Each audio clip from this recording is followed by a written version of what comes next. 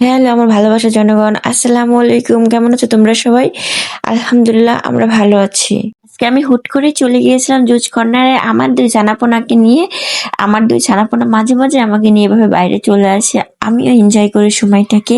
তো তোমরা কি সবাই এভাবে এনজয় করো তোমাদের বাচ্চাদের সাথে টাইম? সাধারণত আমি আমার তোরসাকে বলি যে তুমি যদি এই কাজটা করতে পারো তাহলে আমি তোমাকে বাইরে নিয়ে আজকে কিছু খাওয়াবো বা জুস কর্নারে নিয়ে যাব। তখন খুব সে মনোযোগ দিয়ে কাজটা করবে এবং খুবই সাকসেস হবে এটাতে। আলহামদুলিল্লাহ আজকে আমি বাইরে নিয়ে চলে এসেছি তাদেরকে। আর আমার ছোট বাচ্চাটা কিছুই তেমন একটা বোঝে না, ও ওর বোনের সাথে এসে খুব বেশি আনন্দ করছে এখানে।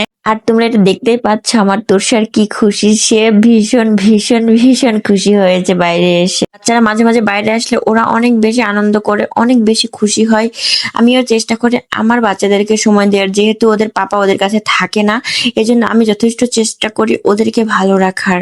এই তো জুস চলে এসেছে তোমাদের সঙ্গে কথা বলতে বলতে, আর বারবার শুধু আমাকে তানজি বলছে মাম্মাম ইয়াম্মি ইয়াম্মি। আমার তো শুনে খুবই ভালো লাগছে।